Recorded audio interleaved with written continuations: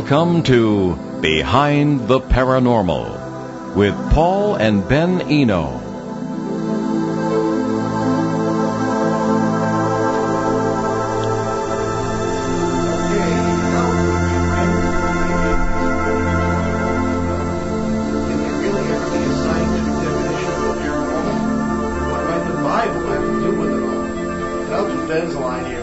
He's our producer tonight. He's kind of tied up.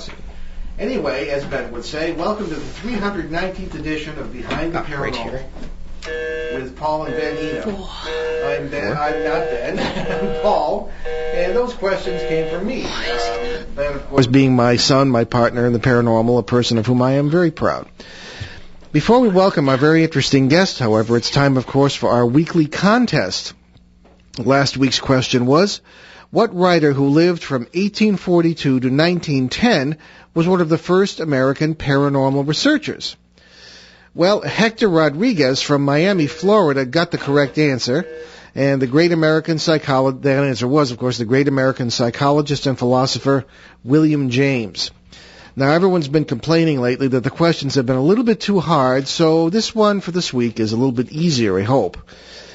What is it called when the brain generates electricity to the point where it can recharge batteries or otherwise be put to use? Get that right and win a copy of my last book, Turning Home, God, Ghosts, and Human Destiny. And there we are. So let's we're getting our guest on the phone right now, and I'll give you an introduction to him as we make that connection. Okay. Thomas P. Fusco is an independent researcher who has devoted nearly 3 decades to investigating the relationship between mind, physics, spirituality, parapsychology, scientific anomalies, and paranormal phenomena, with the goal of, quote, uncovering the unifying cosmological framework that has eluded mankind for generations, unquote. He has appeared on numerous radio programs, including this one, and is the author of Behind the Cosmic Veil, A New Vision of Reality, Merging Science, the Spiritual, and the Supernatural. Now, we had Tom on last month, but his thought is so complex and compelling that we barely got started. His website, www.cosmicveil.com. So, Tom Fusco, welcome back to Behind the Paranormal. Thanks for having me back, guys. Okay, we got you. Okay, Ben, take it away. Okay, so we wanted to devote some time on this show to paranormal technologies that you feel could be developed from your theories. But we'll have to do some review first, or people, including us, might get completely lost. So, as simply as possible, can you review your basic theory of the paranormal and how you arrived at it? Well, the model that I have for the paranormal, I would say you could look at it as kind of a three-cornered type picture. The first one is based on what I call the superphysical bending of space. In other words, the same kind of warps in space that are associated with the force of gravity, but that these bendings are actually occurring from a location outside of space-time. The second thing is a collection of information that determines the structure and the nature of the physical universe that also resides out of space-time. And that's gone by very many different names throughout history. That in itself is not a new idea. And we have lots of observations that indicate to us that such a collection of information or a structured matrix of some sort does exist outside of space-time. And, of course, the third part of it, which you were alluding to in the beginning there, is the mechanism by which this information materializes in these superphysical curves of space that result in the types of observations that we see at the sites of paranormal activity. Okay. So, as easiest as you can explain it, what would you say translocation is, or how would you define that?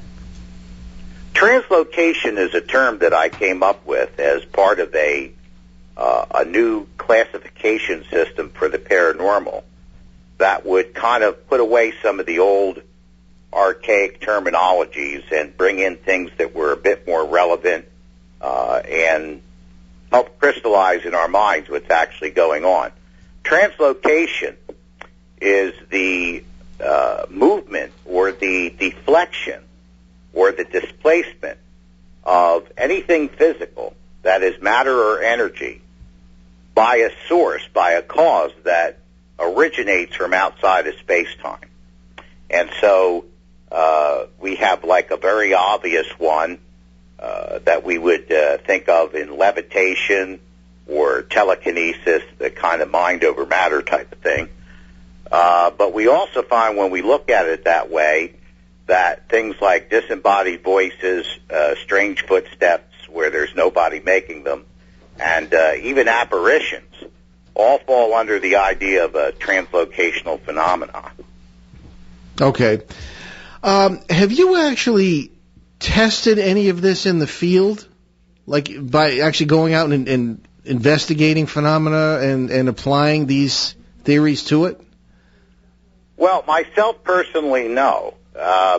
My theory, however, does make some physical predictions that are testable.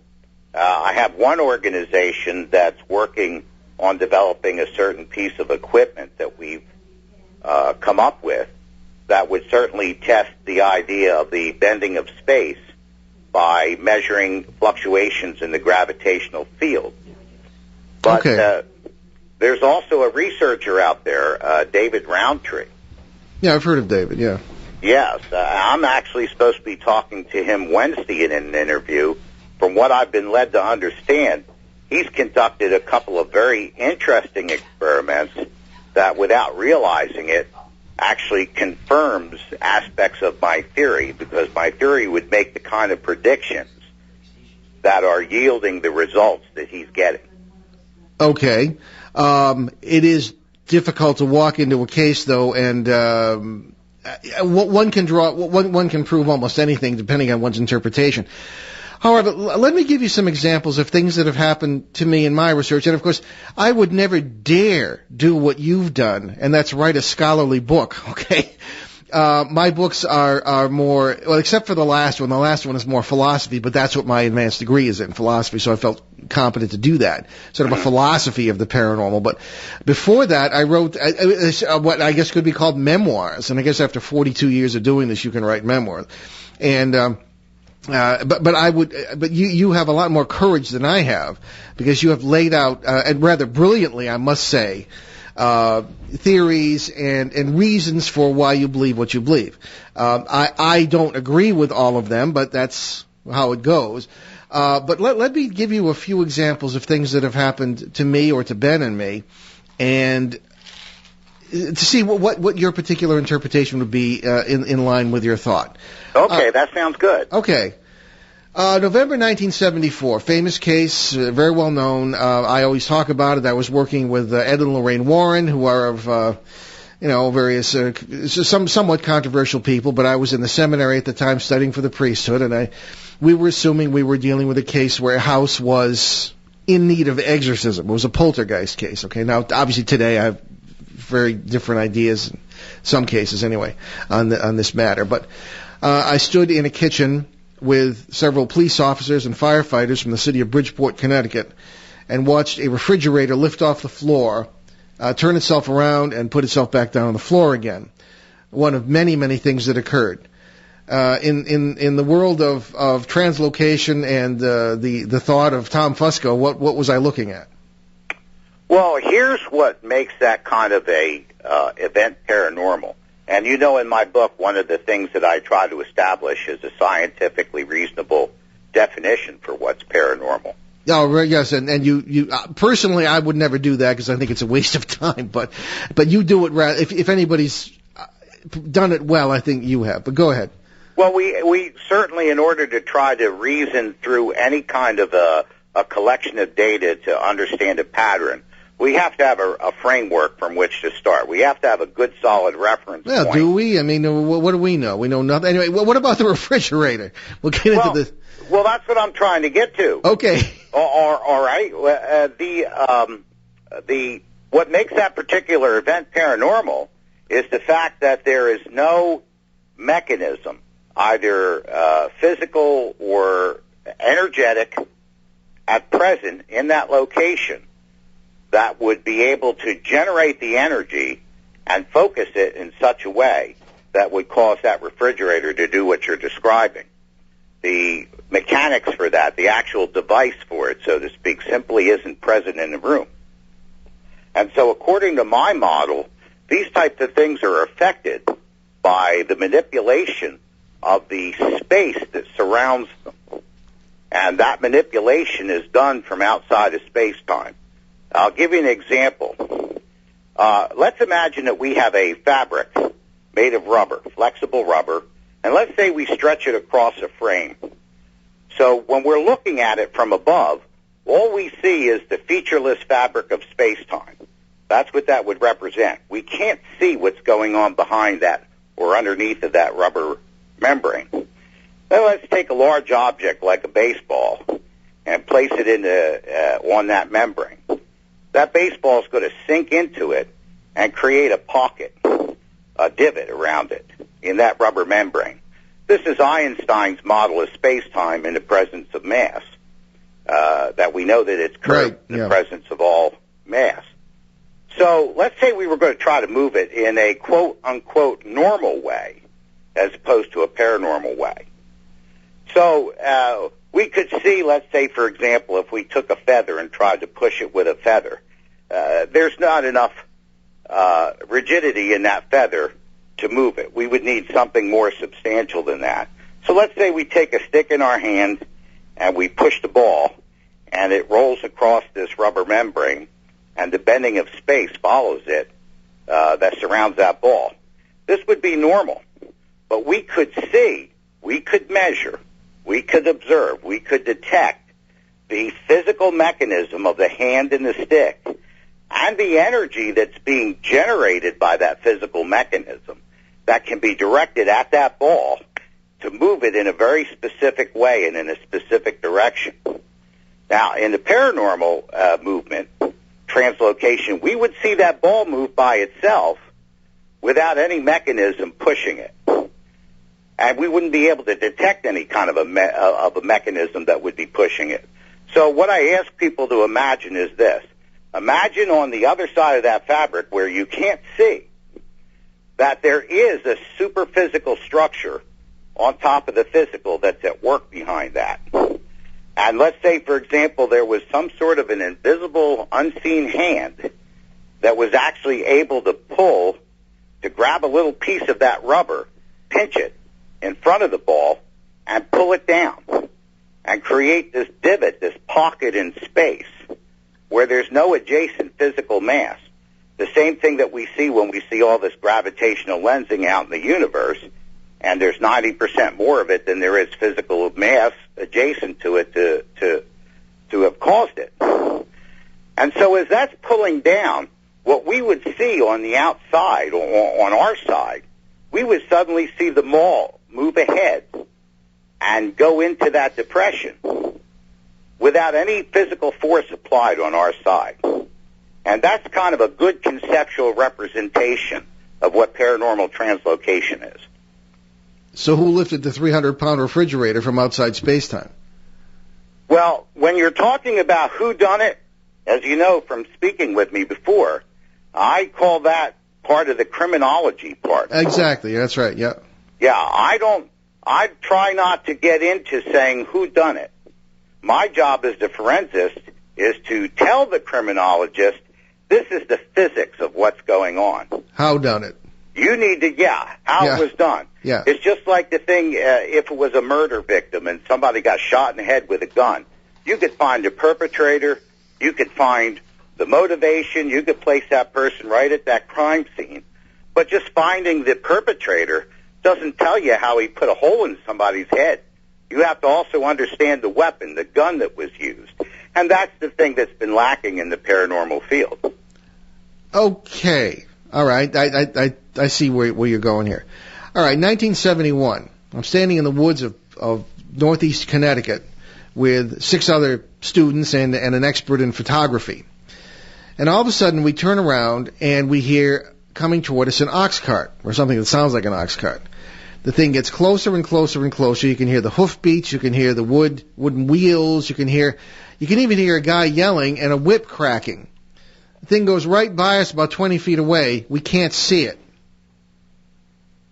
And before you answer that, let me say where your analogy of well, not analogy, Einstein's concept of the curvature of space-time comes in.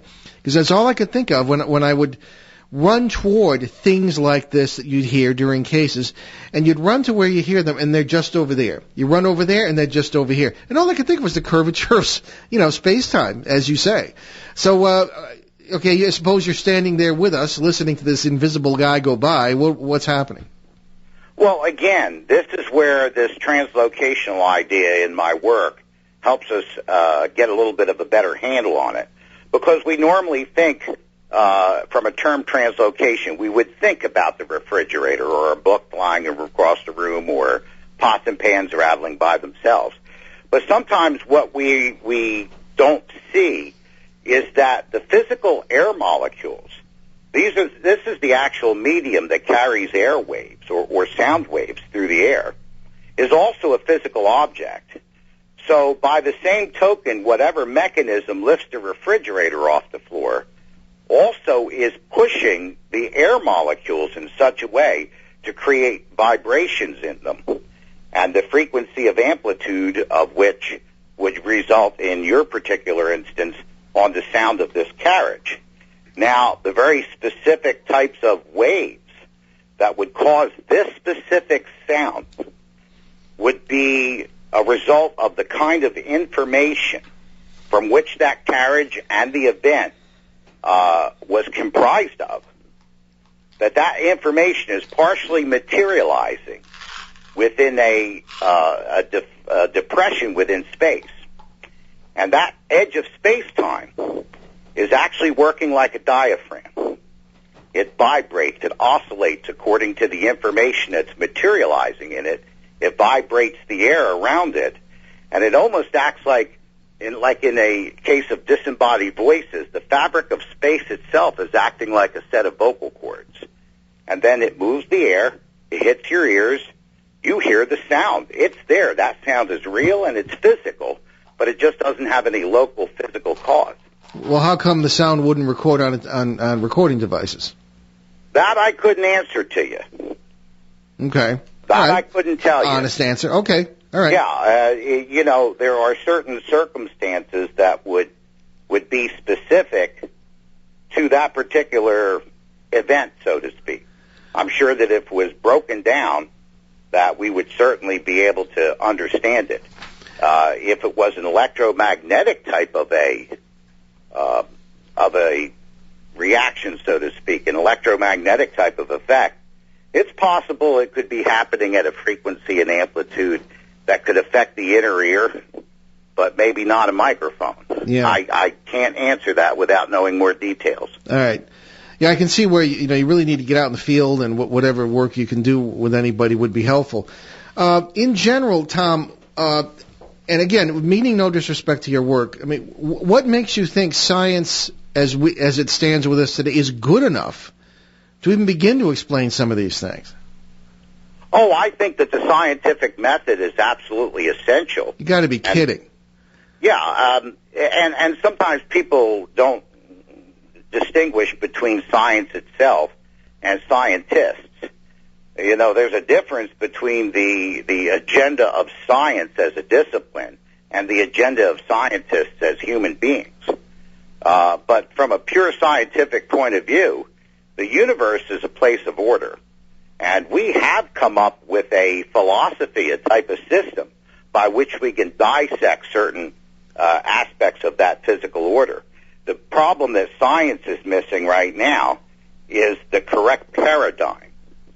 It's just like in the history that I talk about when years ago we were trying to analyze earthquakes and volcanoes and mountain formation, and we really didn't understand them. We knew bits and pieces about them.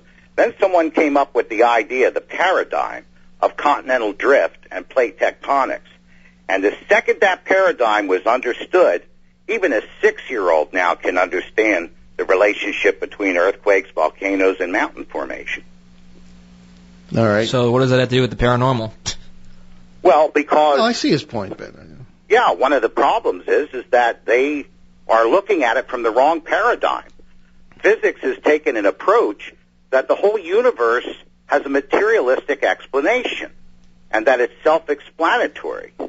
And unfortunately, we've run out of material to explain everything that we see as far as material effect. The paradigm has to shift towards the direction that we have things that are outside of the material. That's exactly. In some of the material effects we see. Yeah, I've been saying that since the late 70s. I mean, the scientific materialism, which has pretty much been blown out of the water by quantum mechanics anyway, really is not the answer. And the trouble with the scientific method is that it's based on assumption after assumption after assumption that themselves are based on scientific materialism. That is the problem. You're right, Paul, but those assumptions are being made by the fact that they're trying to shoehorn observable data into a faulty paradigm. Exactly, yeah. That's why, yeah. In other words, if the paradigm was different, the information, the data would fit, and you wouldn't have to make assumptions. So one of the paradigm shifts that I have is that when we see this type of gravitational lensing out in the universe, where there's about 90% more gravity than there is adjacent visible mass to account for it, rather than to make up some make-believe hypothetical fairy tale substance called dark matter. Which I was just going to say dark matter. Yeah. What I did is just what Einstein did with the Newtonian ether, is just look at it and accept it for what it is. Mm-hmm. Now, when we do that, then we can see a different relationship. We can see that mass is always associated with the curving of space, but that the curving of space is not always associated with mass. Therefore, the conclusion is it is not mass that is generating gravity. It is the curvatures of space that generate mass. And that would explain a whole lot of puzzles that science hasn't yet explained. That's not the way I understand relativity. Anyway, we have time to just talk about relativity. But all right, well, let's move on. It's kind of fun to have you interpret some of the things that have happened to us. All right, 2005. Ben and I are going on one of his first cases. It's in a house in Connecticut that is what we have come to call the Connecticut's Skinwalker Ranch. I don't know if you're familiar with that case, but all sorts of things are going on that we interpret as multiversal interaction.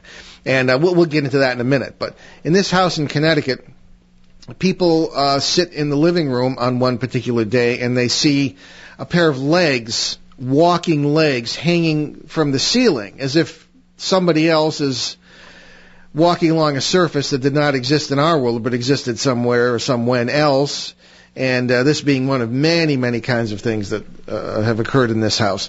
Well, how would you interpret the leg incident?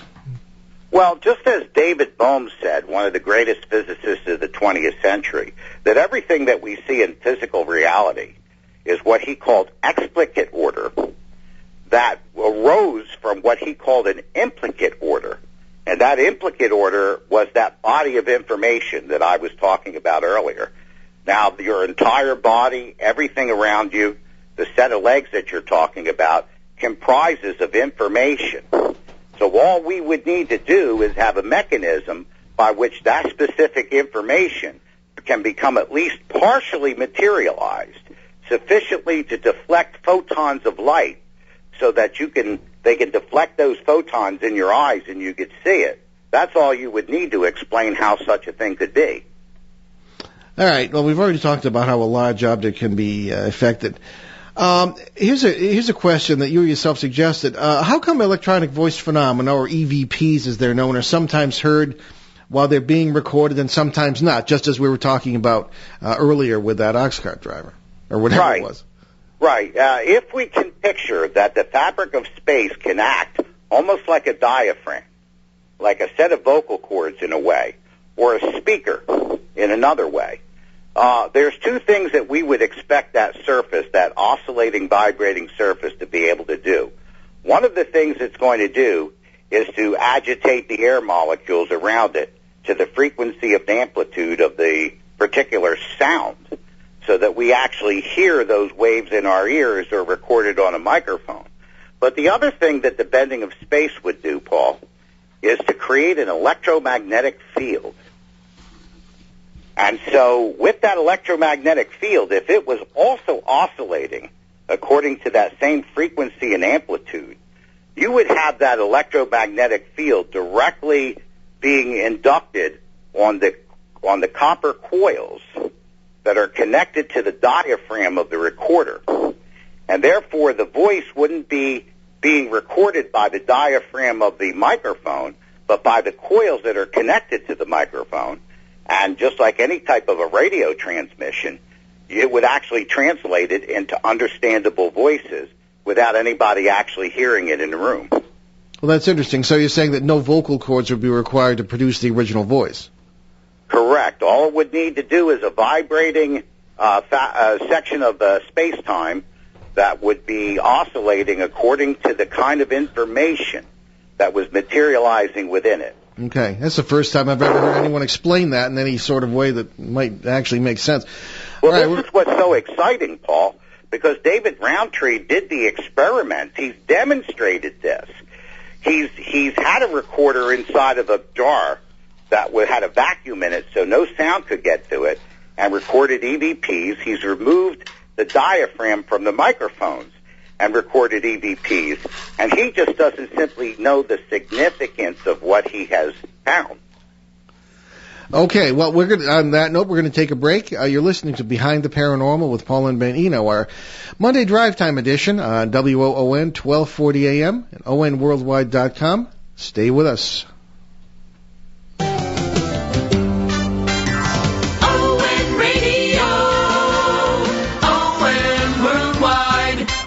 Hi, this is Don Brunell inviting you to join me for ON Midday, weekdays from noon to 2, right here on ON 1240 Radio. We've got gold cuts, guests, and our daily super quiz. The Midday Show, right here on ON, local radio at its best. ON Radio, ON Worldwide. There we go, mic on, and now a word from our sponsor, as they used to say on radio. Anyway, we wanted to talk to you about the Kindle Fire device, certainly one of the most popular Christmas presents this past year, and was the number one most wished-for product on Amazon. I guess it still is. It's only $199, and it's full color. It gives you well over 1 million publications, newspapers, books, magazines, apps, games, movies, you name it. And we always ask our guest, in this case, of course, our good friend Tom Fusco. Tom, is your book on Amazon or Amazon Kindle? Well, we're working on trying to get an electronic version. Right now, it's the old Dead Tree edition. Okay.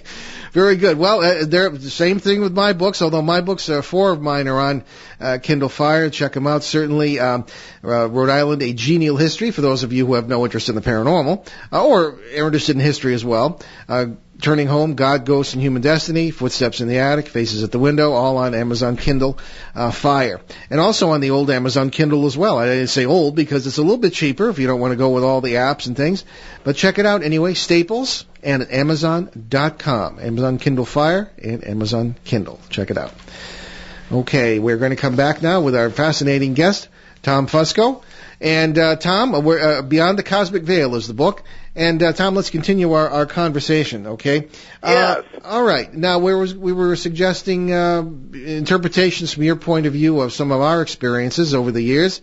And to see our particular point of view, and I'll ask you to evaluate that, is as any faithful listener knows, that we're dealing with less with Einstein and more with Niels Bohr and David Deutsch in the sense of multiple worlds. We believe that the physical cause of these things is very physical and is right there with us across the electromagnetic boundary of worlds of which we believe we have photographs. But again, all our evidence is pretty much circumstantial. It's from experience. We've had Fred Alan Wolf on the show, the great physicist, agreeing with us pretty much in most of our interpretations and this sort of thing. So, I mean, in our interpretation, the guy going by with the ox cart we couldn't see was actually there. As a matter of fact, I believe he might have been a cousin of mine. I later found out I was related to the people at the site. And I have actually interacted physically with these things, not in that case, but there was a case in New Hampshire whereby I actually sort of verbally communicated with a person who was banging around in this particular room. And I felt electrical pulses when a response would kind of come, and I just believe he was going about his day. Nobody's dead here, no spirits or anything. People are just going about their days on sharing the same space on the different sides of electromagnetic world boundaries. I mean, that's the way I interpreted it. What say you? Well, certainly to experience an electromagnetic effect in association with these phenomena would be identical to what my model talks about, that the bending of space indeed produces an electromagnetic field. And it would certainly oscillate and vibrate in frequency and amplitude according to the information that was materializing within that depression of space-time. The problem with the multiversal explanation for that kind of thing is a couple things. First of all, there is no mechanism that's described by that theory by which energy or even information can bleed across from one side to the other. That's just one. Second thing is that multiverse theory makes no physical predictions that are testable. So what? Excuse me? So what? Well, the problem is then it just simply becomes a philosophical speculation. What elevates something to a theory is the idea that it can make physical predictions that are testable. Well, I mean, the experience of it might... Again, if you've seen the things we've seen and been through what we've been through, I mean, you might find the experience might make you wonder if, maybe models and scientific constructs aren't good enough. I mean, that's why I ask you. Do you think they're not good enough? Well, okay, and I, certainly accept. Obviously we disagree on this, but and it's interesting that your point of view is very academic, and mine is not really. It's more experiential, and as you say, philosophical. And that's what my degree is in. Maybe that's why I feel the way I do and interpret the experiences we have the way we do. Well, if I could interrupt for just a second, Paul. I would have to say that at least for the both of us, we do have a point of agreement in that we have observable data which does not fit into current scientific models. Oh, very true. One of the things, and I think that we're in perfect agreement. The challenge is to derive a model that not only fits the facts, but also has some way to verify it. Well, again, I think you're assuming something that we don't assume. And maybe it's not an assumption. Maybe we're the ones who are mistaken here. Well, I just thought to say, Matt, because you said that we were in disagreement, I wanted to clarify what we might be in agreement with. Oh, absolutely, absolutely. But the epistemology of the whole thing, epistemology, for those who don't know, is what you know and how you know it, essentially. And we don't agree. Maybe Ben has different ideas on this. I certainly don't trust the five physical senses, and in order to launch oneself upon the sea of scientific work in our current definition of science, and I think the same would apply to your theories, one has to accept the validity of physical evidence, the validity of our perception of physical evidence. And I don't, maybe I'm David Hume here, but I don't accept that. I don't think that's good enough. And I think we sort of have to start with, what did Aristotle call it, the tabula rasa, the blank slate, which we write upon, for what it's worth, by our own observations, which is the same thing, I guess, as trusting your observations, but that's all we have. But as far as building constructs and that sort of thing, I don't trust it. I wouldn't dare go where you've gone, and perhaps that's me. I understand. Well, you may have dared if you had come up with a paradigm that finally made sense. In other words, what I do is I don't question the experiential data, as you're talking about. I accept that as valid.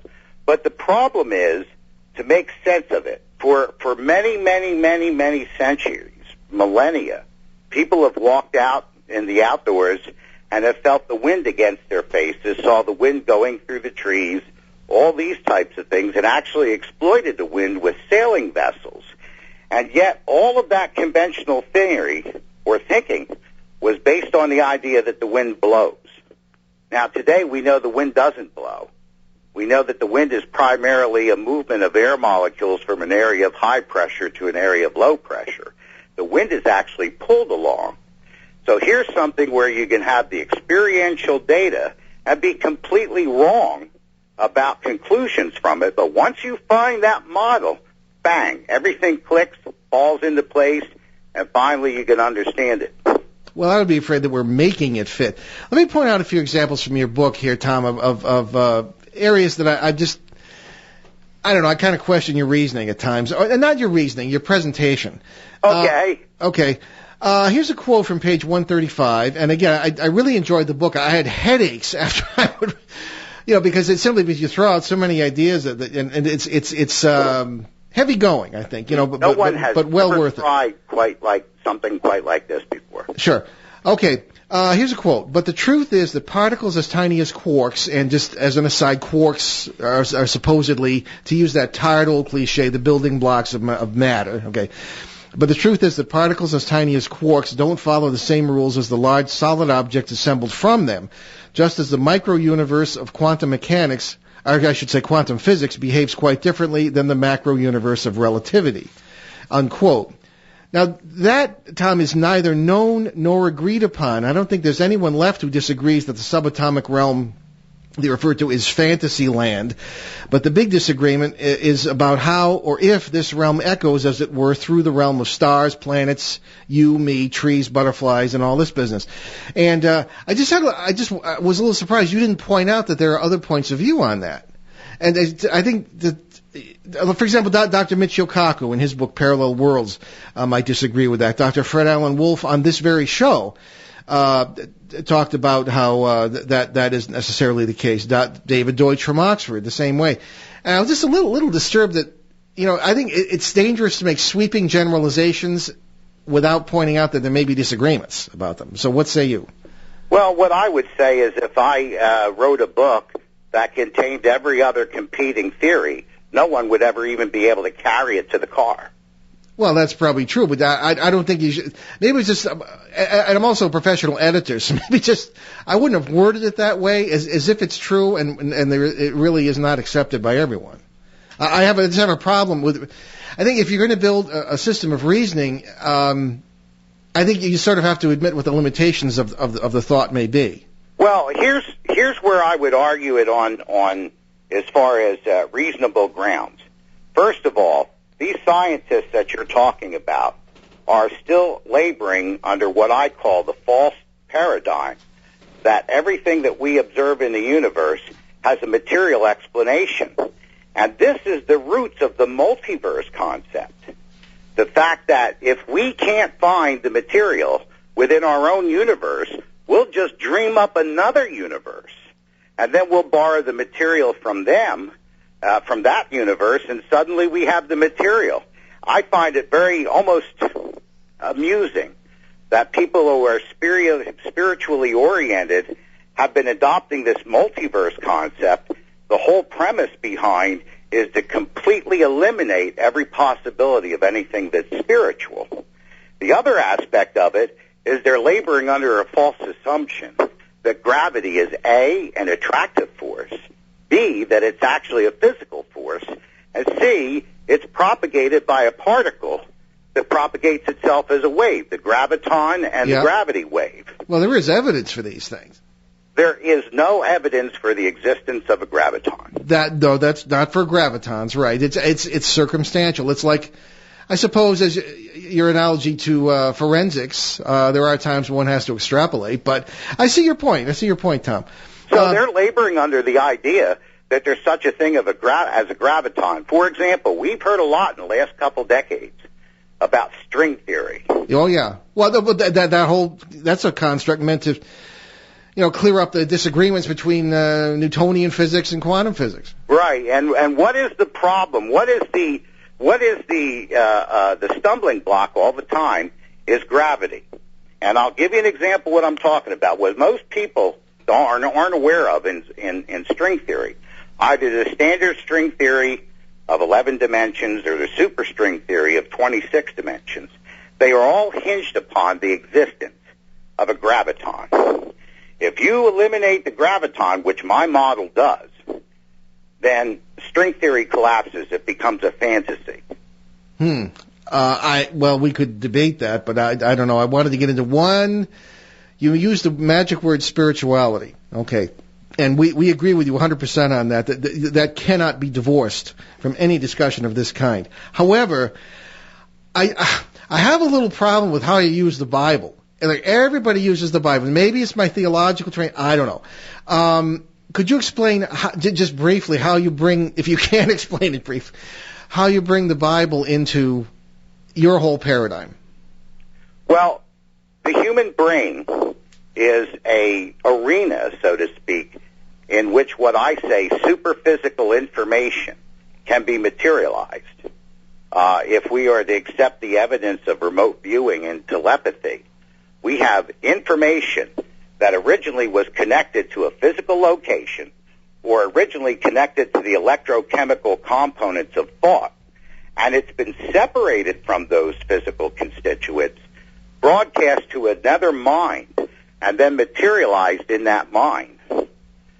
So that when we look at it that way and we can understand that certain facts, certain understandings can come strictly through inspiration. So what I did was I went to the Bible and read it and took it exactly for what it said, not the church traditions that were built afterwards with the fairy tales like the Lucifer myth and all that, but to take it exactly for what it says and then see what kind of a structure that forms, what kind of cosmology. And the results have been absolutely amazing. Well, if I had $1 for every person in history who took the Bible for, quote, what it says, I wouldn't have to work here. Yeah, but nobody has come up from the Bible with a theory of light, time dilation, the dual nature of light, and also gravity, and is able to derive a theory from it that makes testable physical predictions. Well, how do you know what the Bible actually says? I mean, we don't have the original words, if that matters. What translation did you use of the 32 in English that I'm aware of, all of which are terrible? Well, I'm going by what I have in front of me, which is English translations cross-referencing through 4 different ones in a parallel Bible. I'm using the kind of translations that seek to give the most literal translation possible into the English language. But bear in mind, whatever type of haziness that can occur through translation over centuries, there is certainly sufficient substance left in it for me to draw these conclusions. And when I draw these conclusions and then get accurate models from them that describe observable phenomena and also make physical predictions, well, that blurriness must have been pretty darn good, huh? Well, I mean, you say you draw conclusions from observable phenomena, but you haven't been out observing any phenomena. Oh, what did Einstein do? Let me ask you this, Paul. What did Einstein do? Did he ever conduct any experiments? Did he ever conduct any experiments? Well, he didn't have any cyclotrons in his time, no. Did he conduct any experiments in his theorizing at all? Well, no, but he didn't use Charles Dickens novels or the Bible either, Tom. No, he didn't. But he did use a particular type of theistic principle, that there was a greater order to the universe that was more than the sum total of his parts. Well, that's why he didn't like quantum physics, but he didn't deny it either. He didn't like it. He said that God didn't roll dice. He didn't deny the observations. He just denied the fact that that's just the way the universe is without having a deeper underlying explanation to it. Well, he also, was open-minded enough to, he had peer review. See, the trouble with you and me, and I'm not, this is not a personal attack because it applies to me too. We don't have peer review in this field unless we have degrees after our names. And I have no... understand something, Paul. Again, you're talking about some misconceptions that are common in the field, but are completely unreasonable. And I'll explain to you what I mean. First of all, I gave the example. You asked me, how can I do this without making any observations or experiments myself? I answered that. The greatest mind that ever lived did the same thing. As far as peer review, that has to do with scientific findings. If you want to see scientific theory that's published all the time without peer review, take a look at any Scientific American. Well, that's a popular magazine, but I get your point. I get your point. But yeah, I mean, you're making me look like something that I'm not. Well, the first thing I said was I'm in the same boat.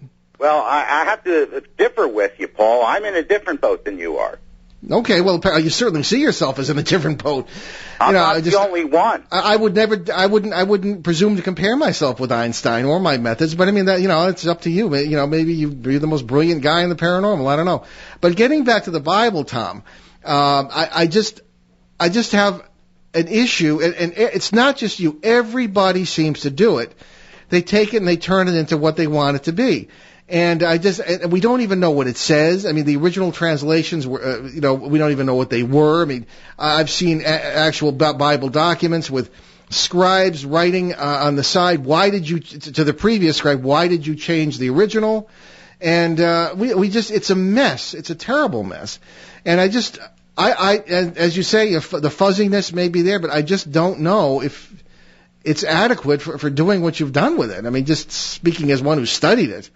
It doesn't seem like that's what it's for. Apparently it was adequate to get what I've gotten out of it, and the results have been nothing short of remarkable. This has been being acclaimed by a number of people in this field that have heard me and I've talked to as hosts in interviews. So whatever your ambiguity is that you're talking about, enough of a signal gets through that static in order to get something tangible out of it. And I did want to ask you that. Thanks for bringing it up. What reaction is your work receiving? The people are welcoming it.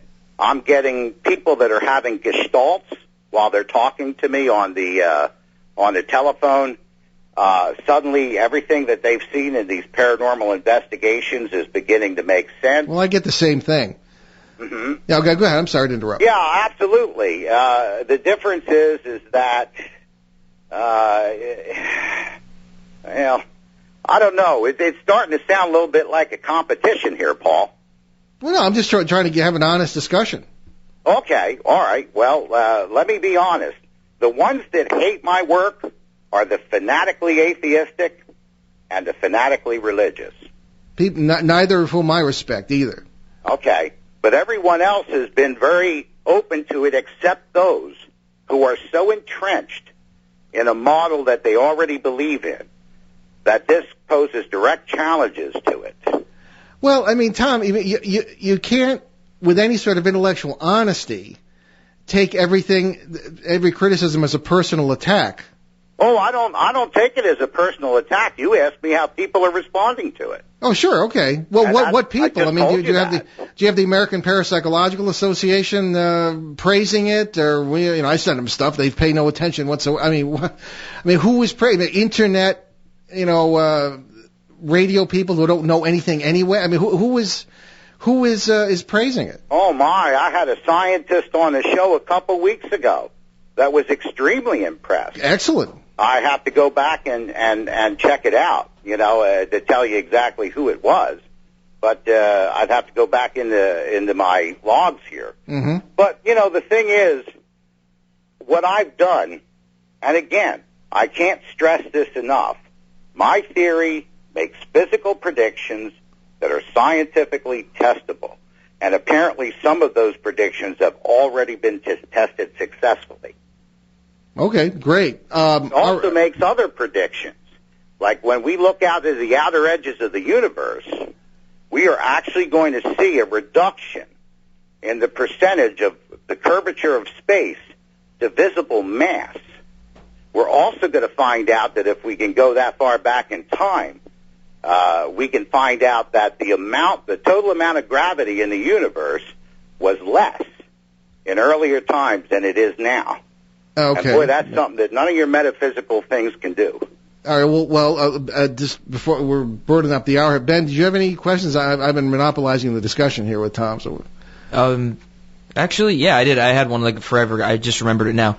Okay, so you've definitely had mediums talk to you, correct? Mediums. Yeah. How do you feel about them? Mediums. Yeah, like What do psychic I mediums. feel about them? Yeah.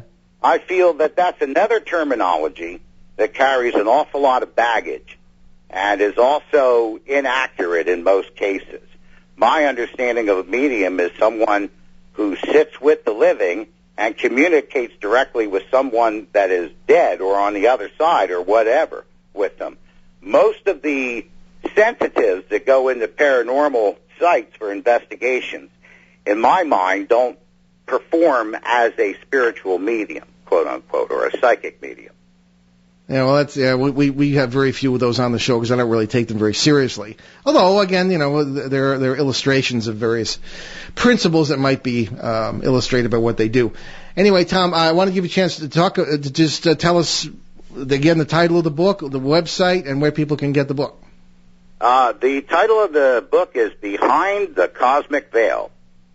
This is the one that's been causing all the commotion, and you can find everything about it and order the book, read related articles at www.cosmicveil.com. Okay. And what are you working on next? A book called The Multiverse Conspiracy. The Multiverse Conspiracy, dedicated to us, I hope. Well, I'm sure we'll, I don't know what to say about that. But when it comes out, you'll be able to read it. Okay. Well, maybe we'll have you back. When do you expect to finish it? That I don't know. Okay. It depends on how fast I can get it done. Okay, great. Well, Tom, great discussion, lively, and thank you for being with us again, and keep in touch. Okay, Paul, my pleasure. Okay, take care now. All right, very good. Tom Fusco, everybody, Behind the Cosmic Veil, and CosmicVeil.com. Interesting discussion, interesting guy. Okay.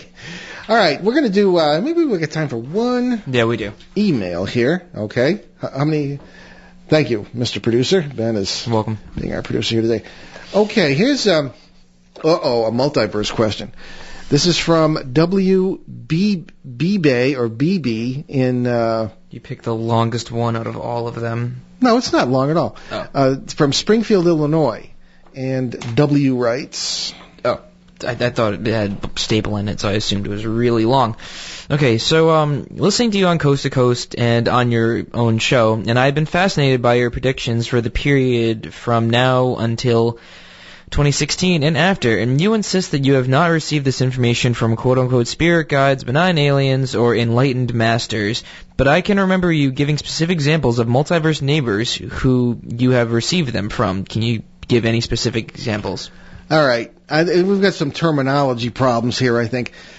This goes back to this famous Coast to Coast appearance we were involved with in May 16th, I believe, of 2011. Yeah. And we sort of came clean on a number of things that we felt were going to happen between the 2012-2016 periods. They're not predictions. These are impressions and opinions. And the opinions came not from, cosmic communication that we have with anybody or anything like that. But we do in the course of our paranormal work, which we refer to as a cosmic journey, run into, through meditation, through prayer, through dreams in waking life, all of which are forms of consciousness, what we believe are neighbors, so to speak, in the parallel worlds around us. Our friend Tom might disagree with are there or not, but they seem to be perfectly workable for us.